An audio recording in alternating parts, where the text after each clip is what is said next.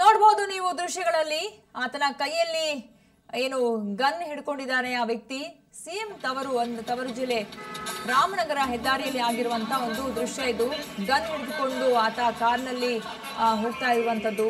ರಾಜ್ಯದಲ್ಲಿ ಕಾನೂನು ಸುವ್ಯವಸ್ಥೆ ಇರೋದೇ ಆದ್ರೆ ಒಂದು ಭಯನೂ ಇಲ್ವಾ? ಹಾಗಾದ್ರೆ ಇಡೀ ಆ ಒಂದು ಕಾರು ಹೋಗ್ತಾ ಇರಬೇಕಾದ್ರೆ ಗನ್ ಹಿಡಿದುಕೊಂಡೇ ಆರ್ಭಿಸಿದ್ದಾನೆ ಆ ವ್ಯಕ್ತಿ, ಆರೋಪಿ.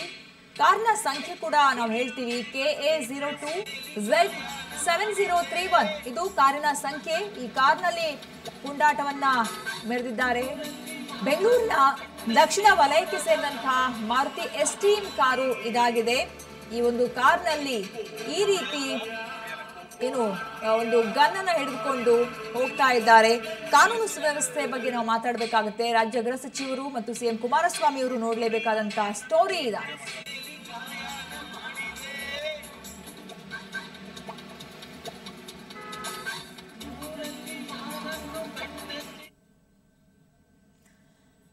ಬನ್ನಿ ಕುರಿತಂತೆ ಇನ್ನಷ್ಟು ಅಪ್ಡೇಟ್ಸ್ ಅನ್ನ ಪಡೆದುಕೊಳ್ಳೋಣ.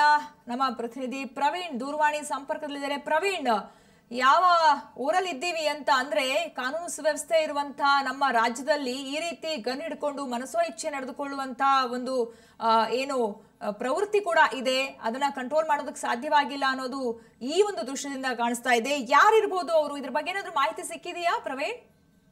ಆಶೋಭಿತ ಏನಂತಂದ್ರೆ ಆಡಾಗಲೇ ಏನೊಂದು ಗನ್ನನ್ನ ಹಿಡ್ಕೊಂಡು ರಾಜಾರೋಷವಾಗಿ ಏನು ರಸ್ತೆಯಲ್ಲಿ ತಿರುಗಾಡ್ತಾ ಇರುವಂತ ಒಂದು ಘಟನೆ ನಡೆದಿರುವಂತದ್ದು. ಇದು ಕಾನೂನು ಸುವ್ಯವಸ್ಥೆ ಹದಗೆಟ್ಟಿದ್ಯಾ ಅನ್ನೋ ಒಂದು ಪ್ರಶ್ನೆ ಕೂಡ ಕಾಡ್ತಾ ಇರುವಂತದ್ದು. ಇದು ಸಿಎಂ ಸ್ವಕ್ಷೇತ್ರ ರಾಮನಗರ ಜಿಲ್ಲೆಯಲ್ಲಿ ನಡೆದಿರುವಂತದ್ದು. ಏನು ಮಾರ್ಚ್ 4 ಶಿವರಾತ್ರಿ ಹಬ್ಬದ ದಿನ ಏನು ಬೆಳಿಗ್ಗೆ ಏನು 4 ಗಂಟೆ ಬೆಳಿಗ್ಗೆ ಏನು ಮೈಸೂರಿನಿಂದ ಬಂದಂತ ಕಾರು ಮಧ್ಯಾಹ್ನ ಒಂದು 12 ಗಂಟೆಯಿಂದ ಸುಮಾರಿಗೆ ಚನ್ನಪಟ್ಟಣದಿಂದ ಏನು ರಾಮನಗರಕ್ಕೆ ಬರುವಂತ ಮಾರ್ಗದಲ್ಲಿ ಜೊತೆಗೆ ಅಲ್ಲಿಂದ ಬರ್ಬೇಕಾದಂತ ಸಂದರ್ಭದಲ್ಲಿ ಮಾರುತಿ ಎಸ್ಟೀಮ್ ಕಾರಲ್ಲಿ ಏನೊಂದು ಒಬ್ಬ ಪುಂಡ ಏನು ಗನ್ನನ್ನ ಹಿಡ್ಕೊಂಡು ರಸ್ತೆಯಲ್ಲಿ ಸಂಚಾರ ಮಾಡ್ತಾನೆ. ಅದಾ ವಿಡಿಯೋವನ್ನ ಏನು ಪಕ್ಕದಲ್ಲಿ ವಾಹನ ಸವಾರರು ಏನೊಂದು ವಿಡಿಯೋ ಮಾಡಿರುವಂತದ್ದು. ಜೊತೆಗೆ ಪಕ್ಕದಲ್ಲಿ ಓಡಾಡ್ತಾ ಇರುವಂತ ದ್ವಿಚಕ್ರ ವಾಹನ ಸವಾರರು ಮತ್ತೆ ಅಲ್ಲಿ ಓಡಾಡ್ತಾ ಇರುವಂತ ಏನು ಶಾಲಾ ವಿದ್ಯಾರ್ಥಿಗಳು ಕೂಡ ಏನೊಂದು ಬೆದರಿರುವಂತದ್ದು. ಈ ಘಟನೆಗೆ ಸಂಬಂಧಪಟ್ಟಂತೆ ಇದು ಏನು ಬೆಂಗಳೂರು ದಕ್ಷಿಣಕ್ಕೆ ವಲಯದ ಏನೋ ಒಂದು ಕಾರ್ ಅಂತ ಈಗಾಗಲೇ ತಿಳಿದು ಬಂದಿರುವಂತದ್ದು. ಜೊತೆಗೆ ಈ ಬಗ್ಗೆ ಏನು ಪೊಲೀಸರಿಗೂ ಕೂಡ ಏನೊಂದು ಮಾಹಿತಿ ಇಲ್ಲದೆ ಇರುವಂತದ್ದು. ಈಗ ಮಾಧ್ಯಮಗಳಲ್ಲಿ ಪ್ರಸಾರ ಆದ ನಂತರ ಏನು ಒಂದು ಪೊಲೀಸರು ಕೂಡ ಈ ಬಗ್ಗೆ ಒಂದು ಮಾಹಿತಿಯನ್ನ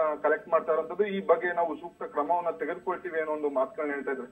ಜೊತೆಗೆ ಎಲ್ಲೋ ಒಂದ್ ಕಡೆ ಇದೊಂಥರ ಸಿನಿಮೀಯ ರೀತಿಯಲ್ಲಿ ನಡೆದಿರುವಂತದ್ದು. ಸಿನಿಮಾಗಳಲ್ಲಿ ಏನು ರಸ್ತೆಯಲ್ಲಿ ಗನ್ನನ್ನ ಹಿಡ್ಕೊಂಡು ರಾಜಾರೋಷವಾಗಿ ಓಡಾಡ್ತಾ ಇರೋ ರೀತಿ ಇಲ್ಲಿ ಏನು ಕಾರ್ನಲ್ಲಿ ಹಿಡ್ಕೊಂಡು ಓಡಾಡ್ತಾ ಇರುವಂತದ್ದು. ಜನರು ಕೂಡ ಏನು ಭಯಭೀತರಾಗಿರುವಂತದ್ದು. ಶಬಿತಾ, ಪ್ರವೀಣ್, ನೀವ್ ಹೇಳಿದ ಹಾಗೆ ಹಾಗಲೇ ಸಿನಿಮೆಯ ರೀತಿಯಲ್ಲಿ ರೀತಿ ಗನ್ ಹಿಡ್ಕೊಂಡು ಓಡಾಡ್ತಾ ಇದ್ದಾರೆ. ನೀವ್ ಹೇಳಿದ ಹಾಗೆ ಪಕ್ಕದಲ್ಲಿ ಬೈಕ್ ಸವಾರ ಇರ್ಬೋದು, ಓಡಾಡ್ತಾ ಇರೋರಿಗೆ ಒಂದು ಕ್ಷಣ ಜೀವ ಕೈ ಬಂದಂಗಾಗುತ್ತೆ, ಭಯ ಆಗುತ್ತೆ, ಯಾರಿರ್ಬೋದು, ಏನ್ ಮಾಡ್ತಾರೋ ಅನ್ನೋ ತರದಲ್ಲಿ. ಈ ಪ್ರಕರಣ ಈಗ ಬೆಳಕಿಗೆ ಬಂದಿದೆ. ಕಾರ್ ಸಂಖ್ಯೆ ಸಿಕ್ಕಿದೆ, ಅದು ಎಲ್ಲಿಗೆ ಹೋಗ್ತಾ ಇತ್ತು ಅನ್ನೋದು ಕೂಡ ಮಾಹಿತಿ ಸಿಕ್ಕಿದೆ. ಈಗ ಏನ್ ಕ್ರಮ ಕೈಗೊಳ್ತಾ ಇದ್ರೆ? ಪ್ರಾಥಮಿಕವಾಗಿ ಏನಾದ್ರೂ ಅಟ್ಲೀಸ್ಟ್ ಕೇಸ್ ಆದ್ರೂ ದಾಖಲಾಗಿದೆಯೇ ಹೇಗೆ ಅಂತ? ಖಂಡಿತ ಶಬಿತ, ಏನಂತಂದ್ರೆ ಈ ಬಗ್ಗೆ ಈಗ ಪೊಲೀಸರು ಮಾಧ್ಯಮಗಳಲ್ಲಿ ಪ್ರಸಾರ ಆದ ನಂತರ ಆ ವಿಚಾರಕ್ಕೆ ಸಂಬಂಧಪಟ್ಟಂತೆ ಮಾಹಿತಿಗಳನ್ನ ಕಲೆ ಹಾಕ್ತಾ ಇರುವಂತದ್ದು. ಜೊತೆಗೆ ರಾಮನಗರದಲ್ಲಿರುವಂತ ಕೆಲವೊಂದು CCTV ಫುಟೇಜ್ಗಳನ್ನು ಕೂಡ ಈಗ ಪೊಲೀಸರು ಚೆಕ್ ಮಾಡ್ತಾ ಇರುವಂತದ್ದು. ಜೊತೆಗೆ ಈಗ ಕಾರ್ ನಂಬರ್ ಕೂಡ ಏನು ಸ್ಪಷ್ಟವಾಗಿ ಗೋಚರ ಆಗ್ತಾ ಇರೋದ್ರಲ್ಲಿ ಆ ಕಾರು ಯಾರಿಗೆ ಸೇರಿದ್ದು ಮತ್ತೆ ಯಾರು ಅದನ್ನ ಪ್ರಯಾಣ ಮಾಡ್ತಾ ಇದ್ರು ಅನ್ನೋ ವಿಚಾರಕ್ಕೂ ಕೂಡ ಈಗಾಗಲೇ ಪೊಲೀಸರು ಮಾಹಿತಿ ಕಲೆ ಹಾಕೋಕೆ ಮುಂದಾಗಿರುವಂತದ್ದು. ಜೊತೆಗೆ ಎಲ್ಲೋ ಒಂದು ಕಡೆ ಈ ವಿಚಾರಕ್ಕೆಲ್ಲ ಸಂಬಂಧಪಟ್ಟಂತೆ ಆಡಾಗ್ಲಲ್ಲೇ ಗಲ್ಲಿಕೊಂಡು ಏನು ಜನರನ್ನ ಬೆದರಿಸುವಂತ ಕೆಲಸಕ್ಕೆ ಮುಂದಾಗಿರೋರ ವಿರುದ್ಧ ಏನು ತಪ್ಪಿತಸ್ಥನ ವಿರುದ್ಧ ಏನು ಕಾನೂನು ರೀತಿ ಕ್ರಮ ತೆಗೆದುಕೊಳ್ತೀವಿ ಅಂತ ಈಗಾಗಲೇ ಪೊಲೀಸ್ನವರು ಹೇಳ್ತಾ ಇರುವಂತದ್ದು. ಜೊತೆಗೆ ಯಾವ ಮಟ್ಟಕ್ಕೆ ಏನು ಈ ಪ್ರಕರಣದಲ್ಲಿ ಪೊಲೀಸ್ನವರು ಕ್ರಮವನ್ನು ತೆಗೆದುಕೊಳ್ತಾರೆ ಅನ್ನೋದು ಕೂಡ ಇಲ್ಲಿ ನೋಡ್ಬೇಕಾಗಿರುವಂತದ್ದು. ಶಬಿತಾ, ಓಕೆ, ಥ್ಯಾಂಕ್ ಯು ಪ್ರವೀಣ್ ನಿಮ್ಮೆಲ್ಲ ಮಾಹಿತಿಗಾಗಿ.